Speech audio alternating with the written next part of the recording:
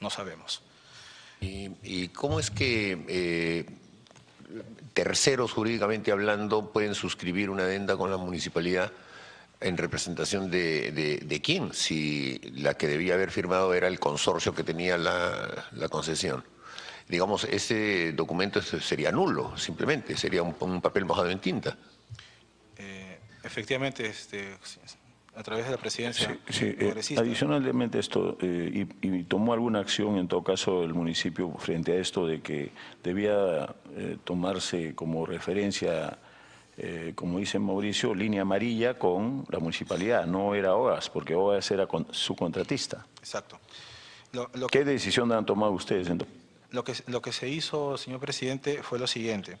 Esto fue lo que se puede decir en términos jurídicos, yo no soy abogado, los actos preparatorios para la firma de una adenda, ¿no? Porque recordemos que luego, en febrero del 2013, cuando ya habían transcurrido 3 años desde la firma del contrato, suscriben la adenda número 1, que recoge el 95% de lo que está firmado en mayo del 2011. O sea, esta acta la formalizan con una adenda que la firman en febrero del 2013. Y la adenda, que ya es parte del contrato, sí es firmada por las personas originales, las personas jurídicas originales. Sí, la adenda es firmada efectivamente por el concedente, que es representado por el gerente de promoción de la inversión privada, que para la fecha era el arquitecto Domingo Arzubialde Elorrieta. Lo firma el gerente general de Línea Amarilla, el señor André Gavidia Bianchi, y el apoderado de Línea Amarilla, Gu-Jun Lee. No participa OAS en esto porque, digamos, contractualmente la relación era entre Línea Amarilla y sus representantes y o apoderados y la Municipalidad de Lima, que en este caso es representada por la Gerencia de Promoción de la Inversión Privada. Ahora, también entiendo, hay una prórroga ¿se aumenta el número de años de concesión en la adenda? Efectivamente. La adenda lo que hace es recoger los acuerdos que se firmaron en mayo del 2011, entre ellos incremento se adicionan 10 años más de plazo de concesión. Presidente, por su intermedio, Presidenta, si nos puede alcanzar el documento para ir revisándolo y sacarle copia. Nos va a dejar copia de todo ese file, ¿no es cierto? Todo el expediente. Pero la idea es que podamos ir revisándolo para poder formular preguntas, porque es un documento que se desconocía. Vamos a autorizar para que se fotocopie y Sí, se pueda entregar a los señores congresistas. Sí. Ahora, ¿qué entretelón puede haber habido o que se haya establecido como una investigación que obviamente le corresponde como entidad pública a la Municipalidad Metropolitana para determinar que la empresa contratista, OAS, sea la que suscriba un acta de compromiso como la que usted está señalando? ¿Cuál es el entretelón? ¿Cuál es la razón por la que se opta por ese criterio? Porque no creo que sea un error, creo que seguramente se ha buscado que se produzca un fin, se produzca alguna consecuencia jurídica. En todo caso, si ustedes tienen alguna hipótesis con la que se está trabajando ese tema. Sí, Presidenta, por su intermedio. Nosotros en realidad no barajamos ninguna hipótesis, en realidad desconocemos los motivos o las circunstancias por las cuales participa, digamos, el originador de esta iniciativa privada en la firma de ese acuerdo, ¿no? Lo lógico es pensar, estamos recién entrando a una gestión, han pasado 4 meses, 5 meses de la nueva gestión en mayo del 2011, y debemos entender que el originador, que es el que tiene, y que además que es el accionista mayoritario de la empresa concesionaria, digamos que buscó, digamos, a los actuales representantes de la municipalidad para tratar de acercarse y tratar de ver en qué condiciones podían, digamos, proseguir con la ejecución del contrato. Es lo que debo entender. Ahora, ¿qué factor significó la eliminación del COSAC? Es decir, al eliminar lo que podía ser una competencia al peaje, que es justamente la ruta del metropolitano que iba a discurrir por el medio, que obviamente no iba a pagar peaje, o sea, por lo menos para el usuario, ¿no es cierto? El usuario solamente paga su pasaje ahí. ¿Qué impacto financiero supone eso con respecto al precio que se pacta en ese documento que usted lo ha señalado en 47 millones de dólares. Es decir, OAS paga 47 millones de dólares por retirar el COSAC. Obviamente OAS tiene que haber puesto las dos cosas en el balance y decir, si yo tengo el COSAC, mi peaje me va a dar tanto, que es distinto a que no lo tenga porque me va a dar mucho más, evidentemente. ¿Cuál es la diferencia financiera? Proyectada, digamos, a la concesión. Si yo durante 30 años voy a tener una concesión en la que los vehículos particulares que discurran por una pista van a pagar un peaje y no van a tener competencia de transporte público, porque estos van a ir y van a discurrir por el medio, ese es un costo. Pero si al mismo tiempo todos los micros y todo el transporte público paga peaje, porque no hay un COSAC, ¿cuál es la diferencia financiera entre lo que se proyecta que se va a obtener por peaje en términos de la concesión comparado con los 47 millones de dólares que se está pagando? Sí, presidente, por su intermedio. Sí, bueno, Solo una pregunta aclaratoria, si me permite, Congresista Costa. Presidenta. Esa es una vía por la cual pueden ir vehículos de transporte público distintos, eliminado el COSAC. Esa vía queda libre para carros particulares. Yo entiendo que toda la vía es para carros particulares, o es para vehículos de transporte público, combis, buses, pueden entrar. Están ahí en ese momento. sí, presidente, por su Señor intermedio. Villafuerte. Sí, efectivamente, digamos, el corazón, el factor de competencia de la concesión que se suscribe, o del contrato de concesión que se suscribe en el 2009, era justamente tener un metropolitano, un COSAC, en la vía de evitamiento.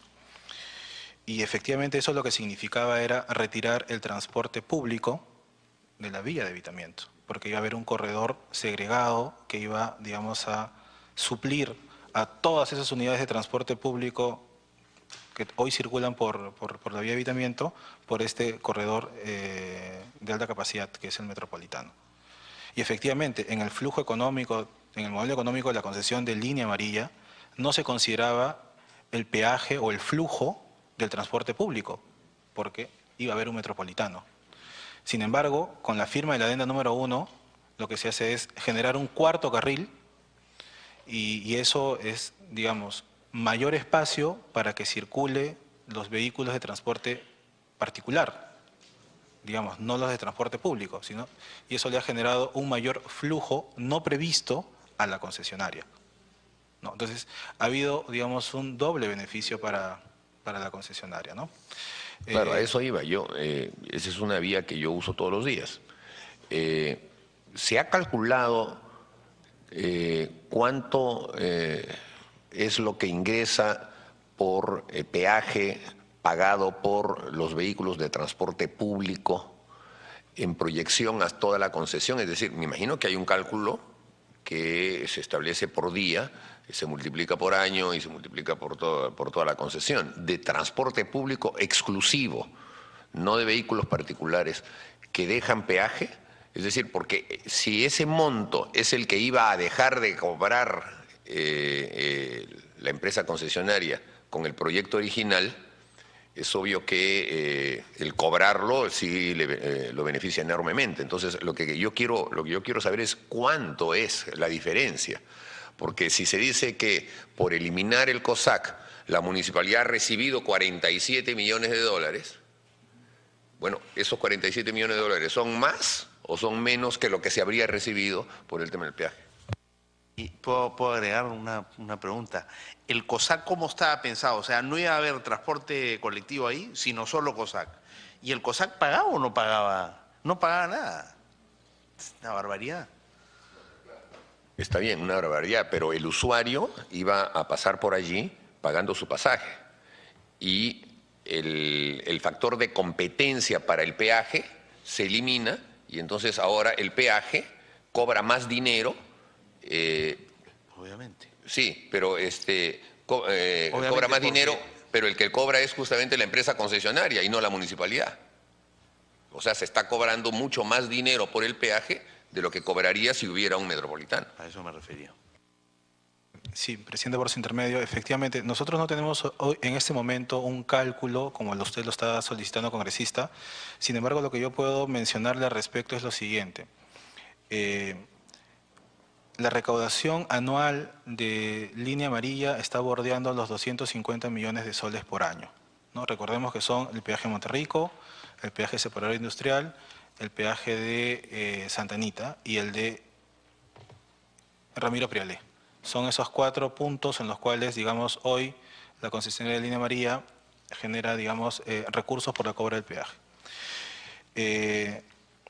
El porcentaje, digamos, en flujo de demanda que representa el transporte público, según información de la concesionaria, esto habría que corroborarlo en realidad, es aproximadamente entre el 7 y el 10%. Entonces estaríamos hablando de que anualmente son 25 millones de soles los que se recauda por el tema de transporte público. Es un cálculo que hay que corroborarlo con el flujo de demanda que tiene la empresa.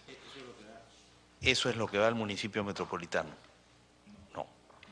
¿Esos 25 millones a qué se refiere usted? No, eso es el porcentaje de transporte público que discurre y que paga peaje hoy por la vía de evitamiento. O sea, una décima parte del volumen de... Más o menos, lo que dice la empresa es que entre el 7 y el 10% de la demanda o de los usuarios de la vía de evitamiento que pagan peaje son transporte público. O sea, quiere decir que si se hubiese establecido el proyecto original, la concesionaria estaría cobrando en este momento no 250 millones por año, sino 225 más o menos, porque no se contaría el transporte público que ya no iría por allá. Lo cual quiere decir que ahora está cobrando 25 millones de soles más, porque sí está pasando el transporte público, lo cual significa que esos 25 millones, en el supuesto de que se mantuviese el número de vehículos igual, que no va a ser porque de hecho aumenta, multiplicado por 40 años da 1.000 millones. O sea, el solo hecho de haber mantenido el transporte público y haber eliminado el COSAC le va a significar, le va a significar, porque de todas maneras es nueva, durante 40 años 1.000 millones de soles solamente de peaje adicional al de los vehículos privados, de acuerdo al cálculo que usted está dando. Entonces, ese es el cálculo al que yo quería llegar. Entonces, quiere decir que la empresa está pagando 47 millones de dólares por el hecho de que después va a ganar 1.000 millones de soles. Entonces ahí es donde está justamente el meollo del asunto. La otra, Presidente, si me permite, la otra manera de estimarlo es la siguiente. Tú tienes 4 vías de ida y 4 vías de regreso ahora. Antes tenía solo 3. Entonces puede ser mucho más de 25 millones. Porque 25 millones es una décima parte de lo que recaudas. Pero si tú dices, estoy recaudando 250 con 4 vías, con 3 hubieras recaudado 250 menos una cuarta parte, que es como 60, no 25. O sea que el incremento no es de 25, sino de casi 60. En términos de espacio, sin distinguir entre si es vehículo público o vehículo privado, porque tienes una línea más. Antes tenías 3 líneas y una línea gratis para el transporte público, ahora tienes 4 líneas, o sea que probablemente el estimado sea bastante conservador. Puede ser el doble o un poquito más. Bueno, ya creo que nosotros no somos tan especialistas en medir, ¿no? Pero esa vía cuando tenía 3 carriles estaba mucho más congestionada que ahora. Sobre todo en la parte que va del peaje hasta la altura del puente Huáscar, más o menos, donde se vuelve a cerrar, y aunque haya 4, como ahí están las obras y todo, ahí se hace un atolladero. El flujo de vehículos, en el fondo, viene a ser el mismo, porque es una vía que permite evadir muchas partes de Lima y siempre va a tener el número de vehículos en aumento allí. Entonces, no necesariamente van a discurrir menos vehículos en 3 vías que en 4.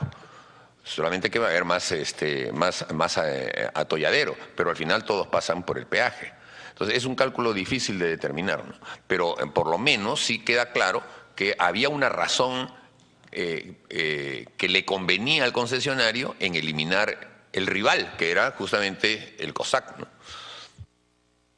Sí, Presidenta, solamente para precisar, digamos, a la mesa lo siguiente. Efectivamente, una cosa es los ingresos que se perciben producto de la recaudación del peaje, pero recordemos además que la concesionaria toma deuda para financiar las inversiones, hay que hacer un servicio de pago a los acreedores permitidos, además hay que operar y mantener la vía. Entonces, de esos 1.000 millones, digamos, por experiencia en otros contratos de concesión,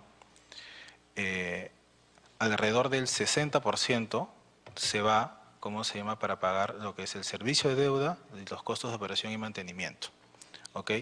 Y además usted está haciendo un cálculo aritmético. Si eso lo traemos a valor presente, es la quinta parte, si no es menos.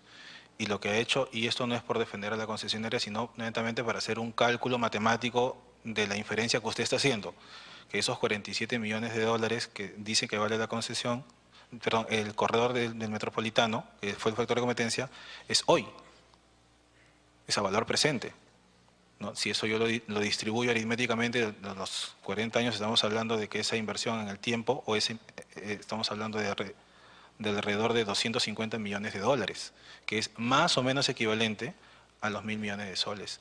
Y si le restamos esos 1.000 millones de soles, el servicio de deuda y los costos de operación y mantenimiento, entonces es mucho menos que los 47 millones de dólares hoy.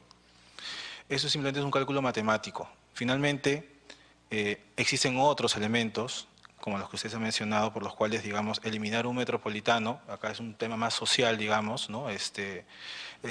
Tiene incidencias directas sobre los niveles de servicio, lo que mencionaba el congresista Mulder, tratar de darle más fluidez. En teoría, estamos próximos a que se culminen las obras de Línea Amarilla. El gran problema en el tráfico en la vía de evitamiento son, uno, los paraderos, que acá todo el mundo hace lo que le da la gana, y segundo, el transporte de carga pesada, los camiones, los trailers. Entonces, cuando esté listo el túnel y la continuidad hacia la avenida Morales Duárez, se va a sacar, digamos, de la parte del centro histórico de Lima a los camiones, y la fluidez debería ser mayor, ¿no? Ese es, digamos, el espíritu. Y además, si por ejemplo alguien que se quiere ir al aeropuerto, que vive en La Molina, se mete a evitamiento, se mete al túnel y está en Fawcett en 20 minutos. Digamos, en teoría, esa es la razón de esta concesión, y esperemos que así funcione y se les brinden las facilidades porque es una obra importante para la ciudad, ¿no? Ha concluido. Congresista Castro.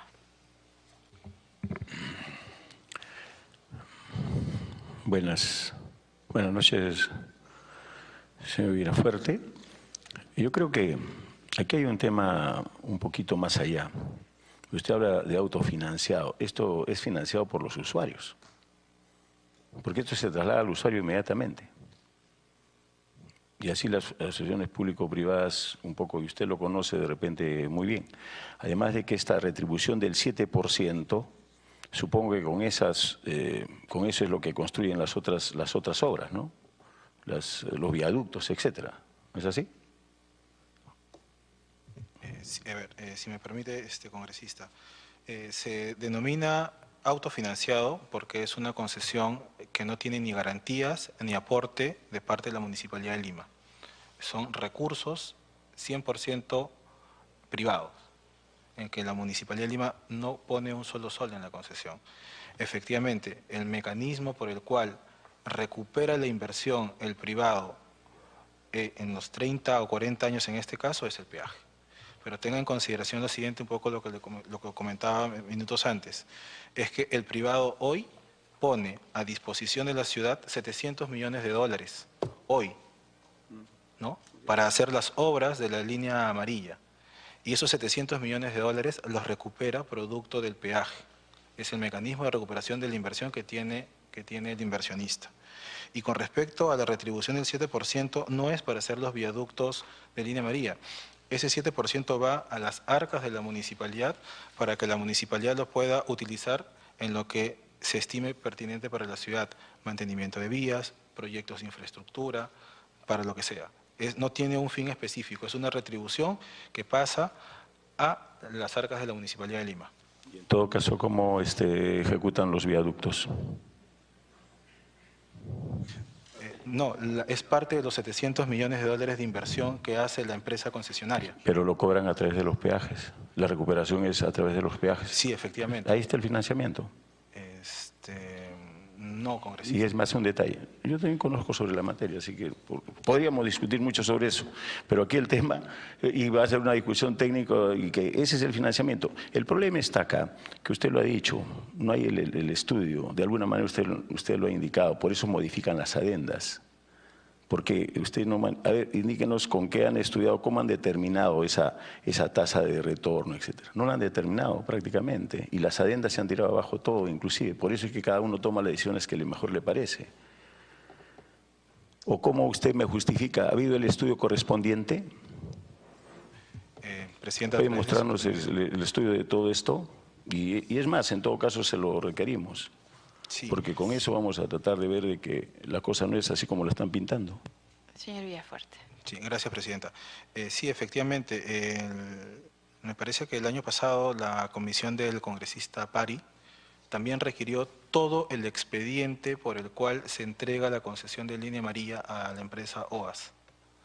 Ahí lo que hay, digamos, esto es fáctico, es corroborable. La empresa concesionaria presenta su iniciativa privada con los estudios técnicos que correspondan, estudios de demanda, ingeniería básica, la parte legal, y eso es sometido a consideración de los órganos técnicos de la Municipalidad de Lima, quien emiten la opinión de relevancia correspondiente. Y ahí se entra a un proceso de estructuración y negociación con la empresa proponente, que en este caso era OAS.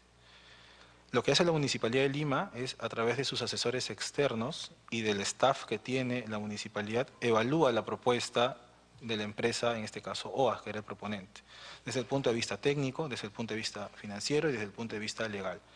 Con todas esas opiniones es que se somete a consideración del Consejo Metropolitano de Lima declarar de interés esta iniciativa privada.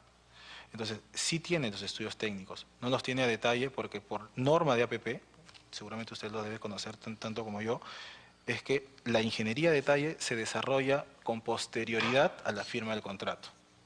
Y ahí vienen también entonces las adendas también. Efectivamente, el tema de las adendas, como usted también lo debe conocer, congresista, es producto de una modificación por un desequilibrio económico, ya sea invocado por la concesionaria o por responsabilidad del concedente. Entonces ahí es que cuando el proyecto se desequilibra, hay que equilibrarlo y hay que aplicar los mecanismos que el contrato de concesión establecen como compensación. Los típicos y los usuales son incremento de peaje, no reajuste, incremento. El otro es ampliación de plazo, que se dio en el 2013, una combinación o que las partes acuerden o ello determinen. Entonces, esos son mecanismos que están previstos en el mismo contrato de concesión para equilibrar nuevamente el proyecto. Claro, ya nos está dando la razón. Como no se diseñó bien el proyecto, no se tienen los elementos básicos, fundamentales, y no se llega inclusive a la cuestión de detalle, incluso usted mismo lo dice, de 30 tienen que aumentarle a 40 años, a mayor, para que puedan recuperar más rápido su inversión o tenga el tiempo suficiente para recuperar su inversión. También terminan el costo de los peajes, resulta siendo en el fondo, lo termina pagando el usuario. Pero ¿por qué le digo esto? Porque para mí primero que a mí me parece extraño que un proyecto de esta naturaleza, si no fuera altamente rentable, porque ellos calculan, y como le dejan que el otro calcule y la municipalidad de repente o no tiene los técnicos o hay amarre alguna cosa, porque también hay mucha gente que conoce sobre esto, ¿qué sucede? Porque aquí, primero, es línea amarilla, lo subcontrata a OAS.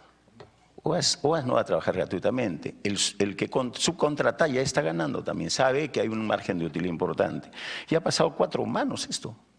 O sea, si esto no fuera rentable, pues o altamente rentable, nadie se va a disputar una concesión de esta naturaleza. Usted como economista sabe perfectamente dónde está el dinero y justamente va por ese lado. ¿Por qué queremos llegar a esto? Porque lo que se trata aquí es de que haya inversión privada, pero en los términos justos. Cuando hacemos nosotros este tipo de cosas, se trasladan al usuario. Y es claro que se ha trasladado al usuario. Le pongo aquí, porque usted mismo lo ha indicado, el peaje ha pasado de 3 soles.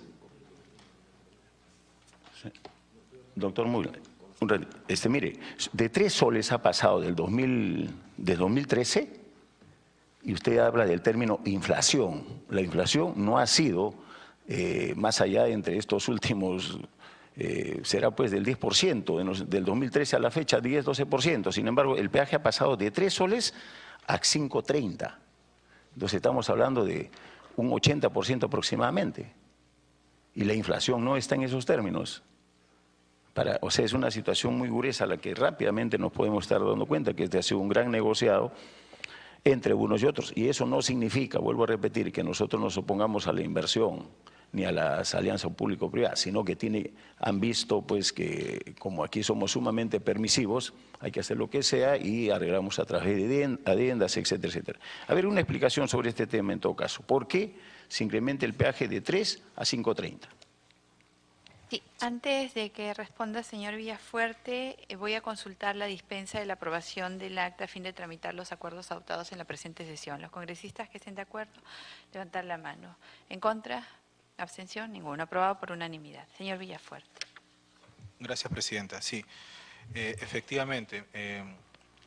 Con respecto al tema del incremento, en el tema de lo que es los años de la concesión, yo lo que le estaba mencionando es que, por ejemplo, a requerimiento, en este caso del concedente, que es la municipalidad, se dejan de ejecutar obras y se genera una mayor inversión para la infraestructura del corredor de la línea María. Me voy a explicar en términos numéricos. El proyecto originalmente tenía un monto de inversión de 480 millones de dólares más IGB, que estamos hablando de unos 570 millones de dólares con IGB. Producto de la adenda 1, porque hay una mayor inversión, estamos hablando de una inversión de alrededor de 710 millones de dólares. Estamos hablando de casi 180 o 200 millones de dólares de inversiones adicionales que la empresa Línea María está haciendo en su concesión. Y el mecanismo por el cual se va a recuperar esa inversión adicional es en función, según lo que acordaron las partes en el 2013, es con 10 años más de concesión. En esa oportunidad, la empresa Línea María y la Municipalidad de Lima acordaron que el mecanismo de compensación era incremento de plazo de concesión. Se pasó de 30 a 40 años. ¿Se pudo haber hecho un incremento tarifario? Sí, pero en esa oportunidad solamente aplicaron el tema de ampliación de plazo. Con respecto al tema del incremento tarifario, permítame solamente aclarar lo siguiente, que lo hice en otra comisión que participé hace un mes atrás. Efectivamente, la tarifa base son 3 soles más IGB, estamos hablando de aproximadamente 3 soles 50 con la que inicia el cobro del peaje la concesionaria Línea María. Recordemos que hasta el 5 de octubre del 2013 el peaje era aún administrado y cobrado por EMAPE. Pero el 5 de octubre del 2013, Línea Amarilla toma la administración y el cobro del peaje con una tarifa de 3 soles 50. El transporte y en el caso de EMAPE no se pagaba IGB, por eso que la tarifa era de 3 soles. Pero la empresa privada sí estaba obligada a pagar el IGB. Entonces, ellos inician la tarifa, el cobro de peaje con una tarifa de 3.50. Sin embargo, en diciembre, el 29 de diciembre del 2013, ellos lo que hacen es solicitan a la Municipalidad de Lima el reconocimiento del incremento, del reajuste por inflación acumulado entre el 2013 y el 2012. Y pasan a cobrar 3.50 a 4 soles. Eso quiere decir que el 29 de diciembre del 2013 la tarifa pasó de 3.50, que era en octubre, a 4 soles en el 2013. Solamente por inflación. Eso se llama reajuste. ¿Ok?